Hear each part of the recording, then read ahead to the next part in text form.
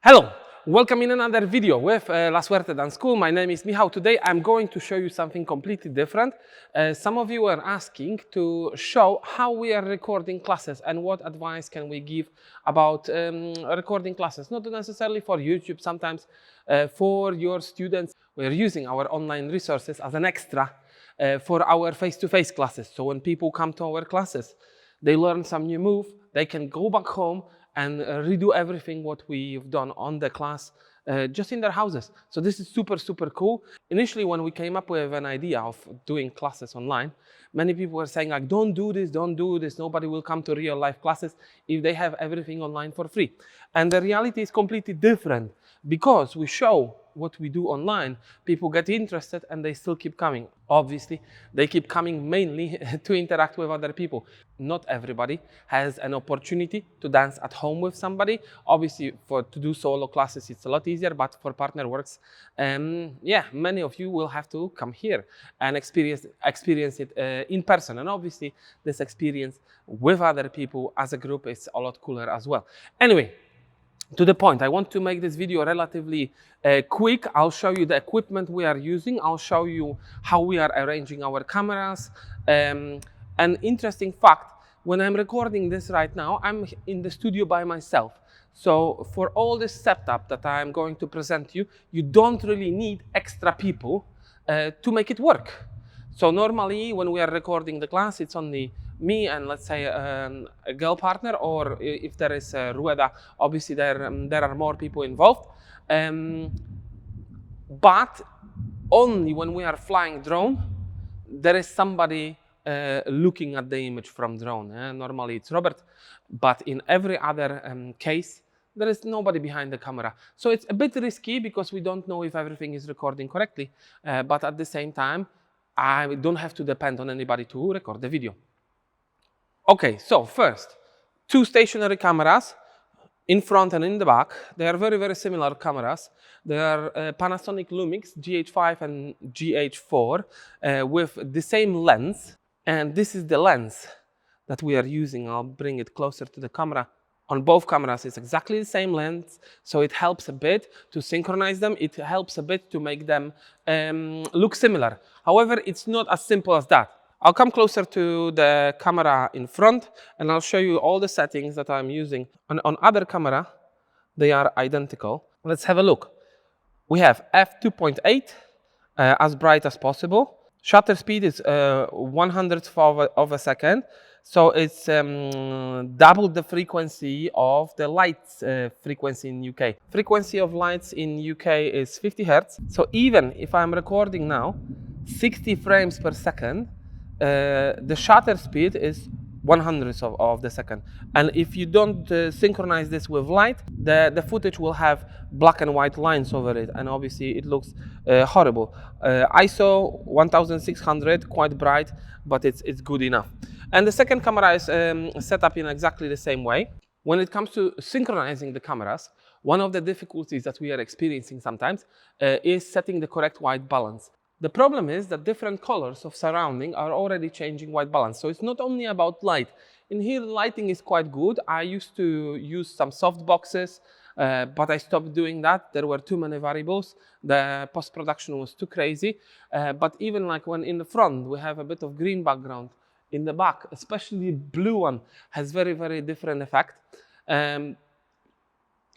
Synchronizing white balance on both cameras might be sometimes tricky. At the beginning, when we started doing our videos, we were recording them on phones and even temporarily on tablets.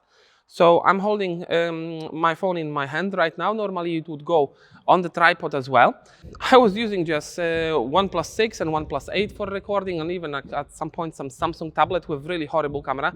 So if you look at videos that we created at the very beginning, nearly 2 years ago, you'll see that the quality of the image right now is so much better. Over time, we learn how to improve. That's why I'm making really this video, because if I knew at the beginning all this information, if somebody told me how to prepare the equipment, how to set it up, it would be so much easier. But for us, it was mainly testing, experimenting, a bit having fun with it as well, and obviously learning. I don't regret it. Over the lockdown, I managed to learn quite a lot about video recording and video editing. By the way, the gimbal that I'm holding is the DJI gimbal, and in general, I kind of like this DJI equipment. All the links to the stuff we are using, I'll put in the description of this video. So if you want to find out what we are using exactly, you can go and check details, specification, and so on. When it comes to the scene where we are recording, there are many markings on the floor. So normally, this side is marked with this tape, then other side is marked with the other white dot. And I have to always stick in this area when we are recording. And when we are doing it as a couple, sometimes it's quite tricky. However, it is very important to mark your scene. At the very beginning, with first couple of videos, we haven't done it. Sometimes we move too much, our feet are disappearing. It's tricky. The video is not as good as it could be and as it should be. As I mentioned before, we are using also drone for creating some footage, especially for RØDE. I know that some of you can say, oh, this is not the best possible solution. We could just hang camera somewhere high, and yes, we could, but flying a drone in the building is a lot more fun. By the way, our building is huge, and I'm going to show you this now. I'll show you also footage with people inside of the building during the class, so you'll see how it works when the space is full of people. Probably you've seen already some of it on our Facebook or Instagram or in any promotional material. When we do RØDE videos, normally we place drone more or less in this position. It records in a bit higher quality than I normally do. Normally I record 1080p, but this is 2.7K on drone. And because of that, I can cut the frame a bit. Because drone likes to move a bit, even when I am not touching it, it slightly drifts from side to side. So yes, you would be absolutely right to say that we should do it with stationary camera that is high. But like I said before, with drone, it's just simply a lot more fun.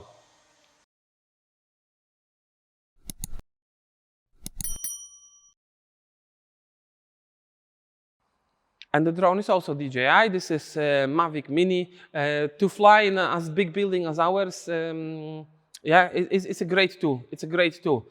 We used it also outside a couple of times. We used it during our RØDE flash mob. It works pretty cool. And I hope this year we'll record more videos outdoors. We're expecting to be more free to do stuff outdoor this year.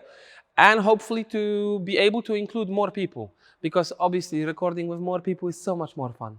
Now, when it comes to sound, sound is probably the biggest difficulty that we are facing during recording our videos. We've used many different microphones over time, very cheap ones at the beginning, like 12, 13 pounds set that you put over ear. That was super unreliable. The sound was disappearing very often. Over time, we have replaced it with RØDE Wireless GO. I'll show you a bit closer how it looks. It is very nice piece of equipment. However, when we used it in close proximity, we found it to be a bit unstable as well. So we invested again in a RØDE Wireless 2, and this is something what I'm using right now. And this piece of equipment is amazing. I'll tell you, this is amazing. If you are ever wondering what to use for recording dance classes and to have very clear, nice sound of your speech while dancing, I would say this is great. The coolest feature of it is that it creates a backup of everything what we are doing right now directly into the device. So you can copy MP3 file when you finish. And this is great. I don't need any extra PC. I don't have to go through the mixer. Normally, back in times, I would connect microphone to the mixer and then mixer to the computer, and I would capture all sound with some app, let's say Audacity. I was using Audacity. And I still sometimes do it when I need unusual sound, unusual music. Then obviously we have to connect the sound and music, and to synchronize it, it's the best to record it together.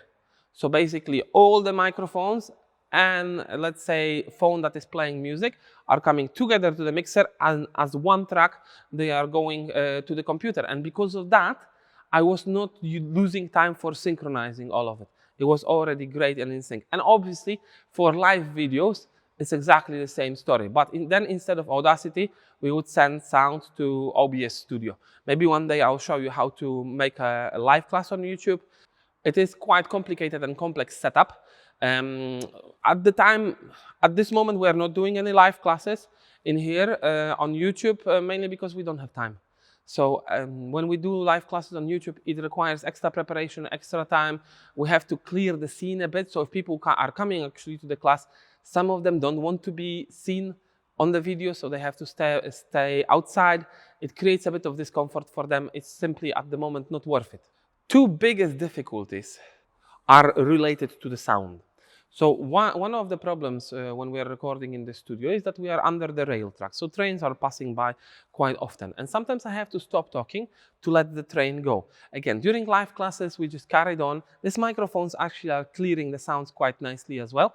So it's not a massive problem, but it's definitely something we have to address, especially if it's very quiet in the room and then boom, boom, boom, train goes over.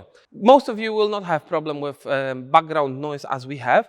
However, you will have a problem with selecting music for classes. This is a massive task at the moment because your videos will simply get demonetized if you are going to use commercial music.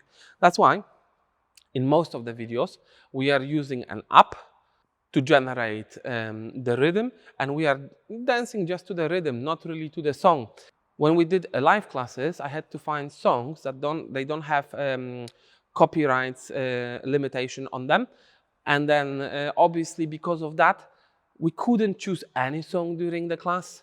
At the very beginning, when I didn't know really how it all works, it happened that my stream was cut because I used too many songs that were copyrighted. So definitely taking care of music, preparing your music before the class is essential.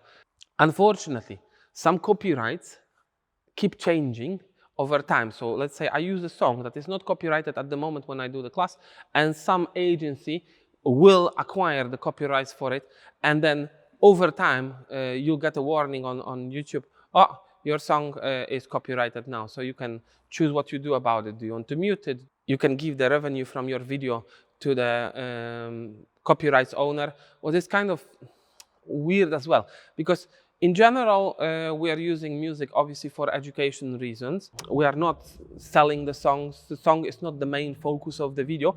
But then, let's say if I do live class that lasts 3.5 hours, whole of it will be taken by this one company that owns copyrights to this one song. I don't think it's fair on creators, but this is not a thing that we can change. We have to basically learn how to live with it. When it comes to reggaeton classes or body isolation classes, it was a lot easier. I'm using Epidemic Sound. It's a subscription service for the music, and they create music for YouTube, for Twitch, for online use in general. So this is a lot cooler. Yes, you have to pay for it, and that's perfectly fine, but then you can use your music in unlimited way. Unfortunately, there are no good salsa or bachata songs there yet. Maybe at some point they will discover that this is a niche, and this will be very useful for dancers who want to record dance classes with real music. That will be fantastic. YouTube doesn't give us yet possibility to swap the cameras while watching the videos, but I hope that one day it will happen. However, it gives already many cool features that can make your learning experience a lot easier. One of them is definitely slowing down the videos. If you press the settings button on the bottom of the video, you can notice that you can check the playback speed of the video. This is the reason why I chose to record videos in 60 frames per second. Because of that, you can go half of the speed in our video will still look fluent, especially when you have fast footworks or complicated moves. Sometimes you would like to slow it down, and if it's only 30 frames per second, then suddenly the video might start jumping. If you recorded 60 frames per second, then obviously it will be still fluent. This is fantastic. Another cool thing is that every video is divided into chapters. So now you don't have to scroll through whole video to find interesting part of it. And again, learning from dance videos is not the most natural thing ever, Maybe one day I'll make a video about how to learn from online classes. I know that everything that I'm showing you right now is probably not the best way it can be done. There are people around who know more about video making, and there are definitely people around who know more about recording dance classes as well. If you have any suggestions about how to improve our videos, if you think that there is something could be done better, give us some feedback. I always like it, even if it's like, oh, you screwed this up, it's okay.